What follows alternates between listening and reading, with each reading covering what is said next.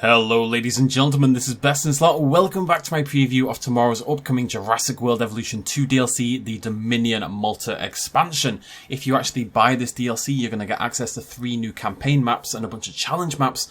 And upon those 3 campaign maps, you're going to be playing on 3 new actual maps, 3 new island maps based in the Mediterranean. We're going to take a look at those, we're going to take a look at the new building set you're also going to unlock, and we're going to take a look at some of the new decorations that come along with this as well. So, if we hop into Sandbox, you'll see at the bottom in campaign, we're on 9 out of 9 and we've got 3 new options. The first one we're going to take a look at is the actual Malta map, the San Albertus Peninsula, a promising location in Malta for any type of facility. Let's check it out.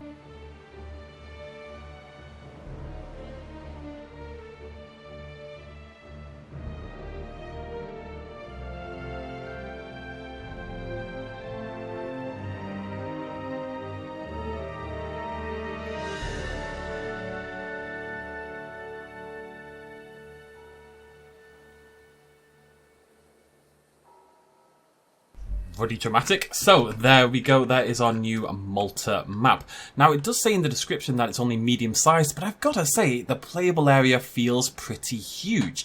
None of these maps I don't think are going to be fighting for the biggest map in the game, so if that's what you're looking for from the DLC, you might want to hold off because I don't think it'll scratch that itch for you. But we do have some really interestingly designed maps. This one, for example, at the Maltese coast, we can go right down to the sea line here. We've got these sort of rock pools and we can build pretty bloody close to the edge there, as you can see, right down by the beach. That's going to make for some really cool habitats. This whole area is buildable up here, up to the ridge, all, as you can see, buildable space all the way around here. We've got a small bit of ridging here that you can't build across, but that gives you access to this sort of peninsula area here, which also drops down at this side. Got a little bit over here as well, as you can see, with a little ridge sticking out over here. There's actually some interesting details on it. If we come down here, you'll see we've got some of those new Maltese decorations on there with the old brick and the rusted metal. And this carries on all the way up here as well, and then all the way up here. So you can see, I mean, we are a long way away from that little beach. I think medium, I'm sure it's calculated using some method, but I feel like medium is maybe underselling the buildable areas in this map. To me, it feels fairly large. Probably not the biggest in the game or anything like that, but that's a decent chunk of space to say the least. And it's got some really cool details in the surrounding area. So I've already showed you those on that little ridge there. If we look over there, you'll see towers every now and again popping up, sort of on these islands in the surrounding area. And there's another one over there. Yep, there you go. On this island over here, we've got like a little city built into it. It looks a little bit like the one from the Lost World Jurassic Park map, it must be said.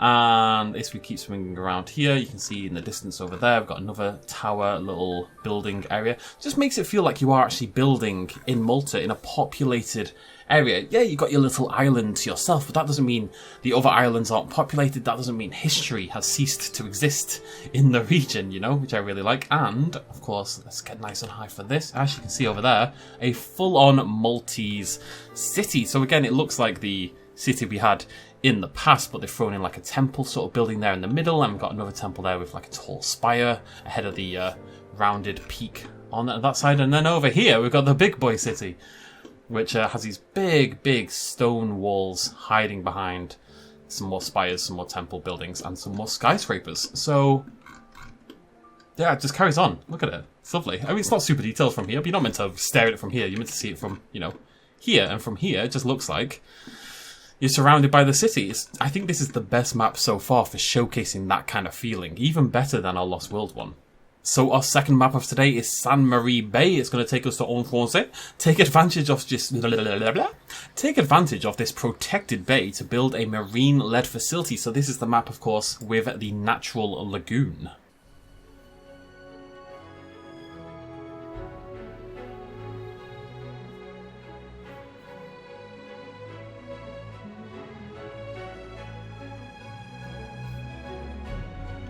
So we're in Corsica specifically, and it's a pretty simple map, this one. You've got 2 main areas. You've got this area here with this big, humongous, as you can see, natural lagoon. You can release all your marine reptiles into here. Don't need to build yourself an actual lagoon, and they will just swim out around here. They won't go any further. There's no barrier or anything, as you can see. It is just the open ocean, essentially, but they won't quite swim out into said ocean, but it's still a very cool thing. And as you can see, it comes with viewing stands already built in, and a hatchery already built in as well. All you'd have to do is go around, connect the paths and get your park started. So these fixtures, these pre-built buildings are actually permanent. If I go into my demolish tool, you'll see I cannot delete the viewing stand, I cannot delete the hatchery, and I mistakenly thought maybe these were the areas you were going to build on. We've got these little dock areas here with the crates and stuff. Really cool, like nice little details and stuff like that. Hopefully we can mod those in. You actually can't put stuff on these either. They are just dock areas. So in terms of viewing your lagoon and utilizing your lagoon as a space, this is how you're going to do it. You are set with what you've got here. It must be said though, that does make park building a lot easier. You don't have to worry about all these expensive buildings, particularly the hatchery. But anyway, so you've got this area down here. You can definitely build around here, probably mainly amenities and stuff like that. And then you've got this long curving path that takes you up to this peninsula ridge over here at the top that kind of overlooks the area. So again, you can build right up to the edge over here and kind of overlook your natural lagoon. So this map, I would say, I mean, this is what I mean. The last map was called medium, and this map is called medium, and this one is probably half the size of the last one as far as I'm concerned. So I don't know if those names are just wrong at the moment. Maybe that'll get fixed. Of course, I'm playing a pre-release version of the game. But whilst this isn't the biggest map in the world, I do think it offers an interesting challenge with that peninsula being so separate. You probably want to put a monorail curving down around that ridge, and then utilising the natural lagoon, filling that with decorations and trying to make it feel a little bit more interesting. It does at the very least have a really interesting shape to it. As you can see, no more of those perfectly round circles. I'd love to see this kind of thing expanded on in the future. So our final new map is in Greece, and it's Santaegidius,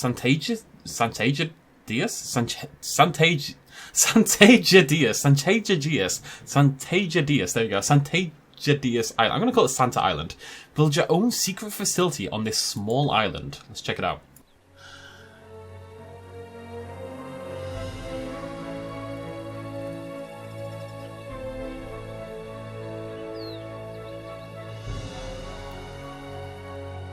And here we are in Greece. So one of the things I really like about this map selection is that each one feels very distinct from each other. They're all the same sort of environment. We're using this arid texture, we're using the same rough plants, but the first one had a lot of elevation to it and kind of sloped upwards and lots of little plateaus. The second one, of course, was just split between two major ones, and this one is basically just a flat blob, again, right by the sea.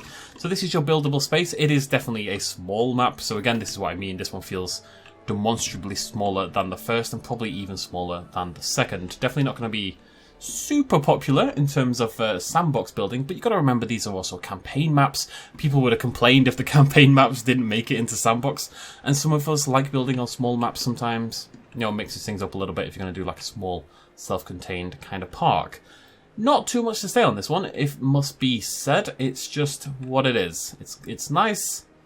And we're done. So let's check out some buildings and some decorations and some foliage and stuff like that. So first of all, let's check out what we've got in terms of terrain. We've got our forest that looks like so a little bit more spread out than the others. You can see these sort of arid shrubs at the bottom and these really tall kind of exposed trees that I actually think look really good. You're not going to get like a proper foresty forest, although I mean it's not far off. I actually think that's really nice looking. And we've got our leafy climbers, again lots of arid shrubbery in there. We've got our fibrous ground cover, our tempskia and our calamice. If you don't say tempskia, what are you doing with your life? All these should be roughly the same. The only difference really is that the shrubs on the bottom are sort of dried out in this kind of situation. And if we hop into our terrain, we've actually got some really nice paints here. So we've got this, this is our dirt, our general dirty dirt. Little, I don't know what it's meant to be actually. Let's take a little closer look at that. It's little shrubs. It's always little shrubs. Assume everything is little shrubs. We've got some really nice rock textures, as you can see. This is a sand. Really like that as well. The texture work on this pack is actually really nice, generally speaking. Slightly darker sand there. And we've got another rock. Don't know why the two rocks aren't together. A much more sort of harsh rock, really probably good for cliff faces and sort of the edge of the beach and stuff like that. And then we've got another dirt texture, which to us looks more like rock. If we're honest, it's kind of striated looking rock. Again, probably good for like a really sheer cliff face. So we also, if you go into rocks, this is interesting. So we actually do have a new rock. We've got the Mediterranean rock, as you can see, which definitely fits the environment pretty blimmin' well. It's got a really strong texture. It's kind of pockmarked along the way. It's kind of nice and shiny and light. So we've got individually placed foliage. We've got a large tree. We've got another large tree. We've got another large tree, which is much smaller than the other large trees. Medium tree, which is much larger than the large tree. We've got some sort of palm tree sort of ones over there. We've got this little baby tree. We've got some cacti. We've got one of those wibbly wobbly bushes that I talked about, and one of these little things that I talked about. And you've got your planters again with appropriate, era appropriate, that's a Joshua tree kind of thing, majiggy. Era appropriate, location appropriate, I should say, plants in them. It's a really nice selection of foliage, actually. It's grown on me very quickly. Nothing new in most of the others, but the main new stuff is going to come from tab 4. I wish I had names. I don't know what I'd call this. Utility, maybe? Tons of new stuff in this area. Apologies about the flashing. No idea what that's all about, if I'm totally honest. But if we scroll down in this section, we've got a bunch of new stuff. First of all, I actually didn't see this until just now. We have an Atrociraptor cage. We'll take a closer look at all this in a second. We've got a storage area with like a stone base behind it. Really nice detail on this. We've got a communications tower. We've got another storage shelter, but without the sort of corner pieces. We've got a girder stack. Love a girder stack. I mean, who doesn't? We've got a power trailer. We've got a utility tower. We've got a wall arch. I really like the idea, as I said in the videos, of putting these against my exhibits and trying to build walls into my exhibits. I think that's going to look really cool. Wall towers, which you can get not quite against, but you can get pretty close, as you can see. And, of course, a water tower at the end. So let's hop into capture mode for a second and get a look at these. So they've all largely got this kind of repurposed kind of look. A lot of this rusted metal and a lot of this old brickwork. But really, really good looking. These are, I've got to say, probably the best decorations we've had in the entire game. The texture work is spectacular. The level of detail, I mean, look at this. It's really good. It feels very real. You know, we've got a little generator in there. We've got a couple of bricks lying around, tarps lying around. Got some, like, cement sacks over there by that famous cement company. Cement. Bricks stacked up there, and then all those girders and boxes. We've got our power trailer there, rusting away with its little antenna on the top. I'm going to make sure I get good photos of these. And we've got our, whatever the hell this thing was called. It's a tower or some description. But again, it just looks really good. I think you can build a really effective little townscape using this kind of stuff. It's got all these little details that make it feel very, you know, very lived in, sort of. We've got our storage shed sort of area. Again, same kind of deal. You know, where people just chuck stuff in and it kind of accumulates over time. It has that kind of feel to it. I love that the roof is bent slightly because, you know, it's aged metal that's been worn down over time. That's very cool. And we've got another one of those over here, the corner piece instead, with some trash bags and some other things in there as well. Just some really generally very cool set. And this communication tower might be my favourite of the bunch. Strung up with those wires. Making some really cool, like, staticky, signal-y sort of noises. Looks really cool. And then, a little bonus surprise that I didn't know about. The Atrociraptor cage from the Dominion scene in Malta, where the Atrociraptors burst out. Very, very cool. Good stuff on the decorations. Right, let's check out the building set to finish things off. So, let's check out all these new buildings. First of all, we have our lagoon. You're going to see a lot of this... Whoa, not a lot of that, hopefully. You're going to see a lot of this stone brickwork done as well. And again, a lot of this sort of rusted metal. We've got a lot of this sort of sandstone sort of texture. Again, I think it's really good. I've got to say, I think this is the most impressive building set they've maybe done. We've got our lagoon hatchery over here, a lot of tarp, a lot of boxes, again, those same sort of materials. All the bigger doors are always very rusted looking. Everything looks a little bit lately strung together, but really effective. I love the bits of OAC. You know, that looks like a part of an actual building that's then been kind of repurposed into a building set for the game.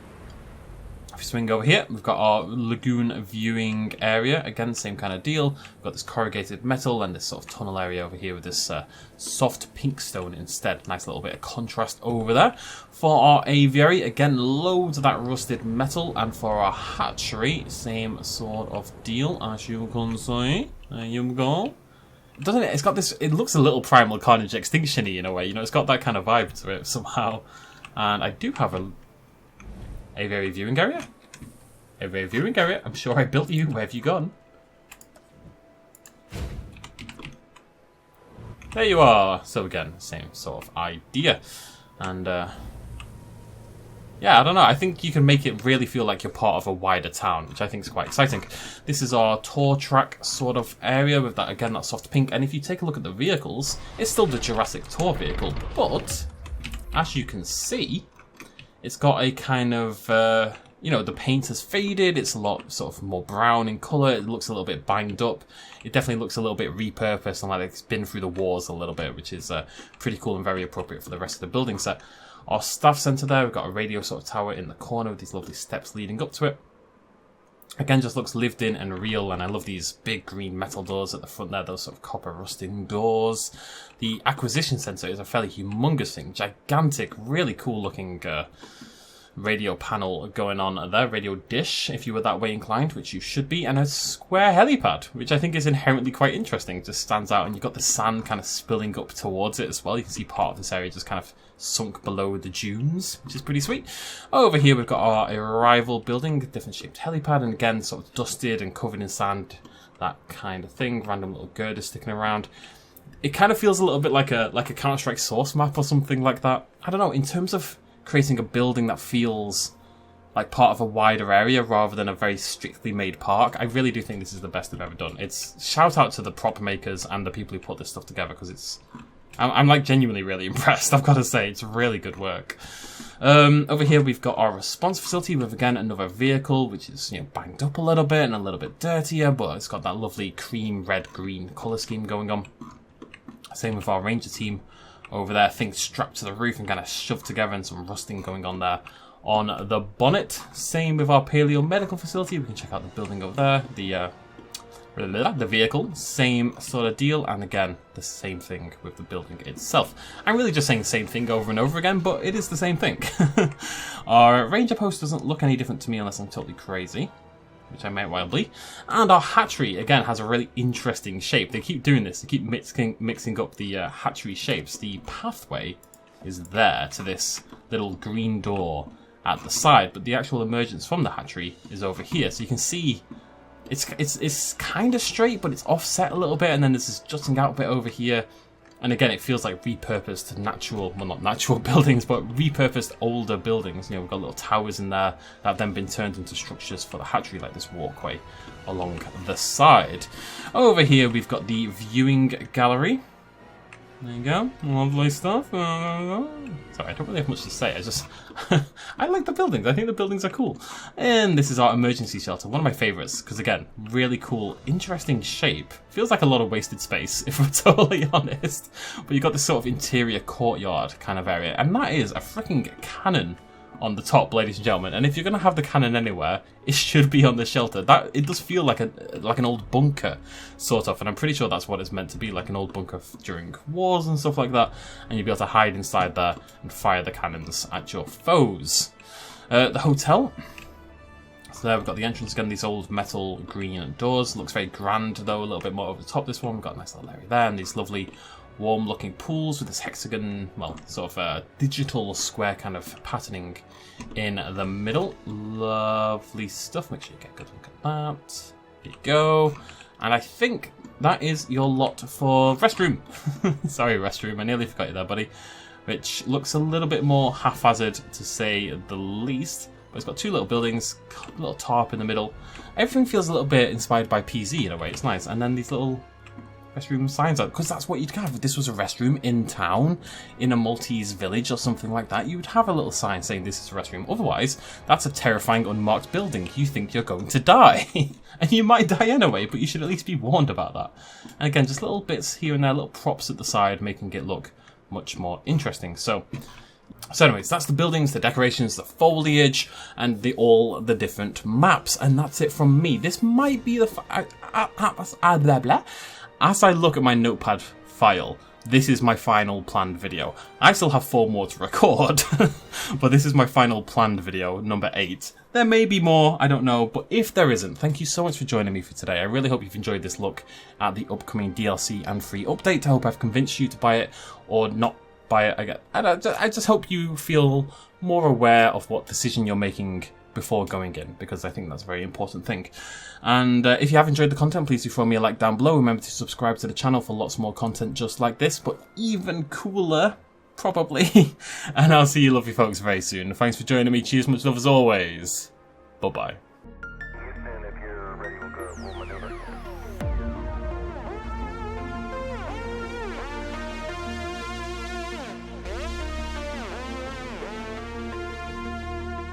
Reaching out.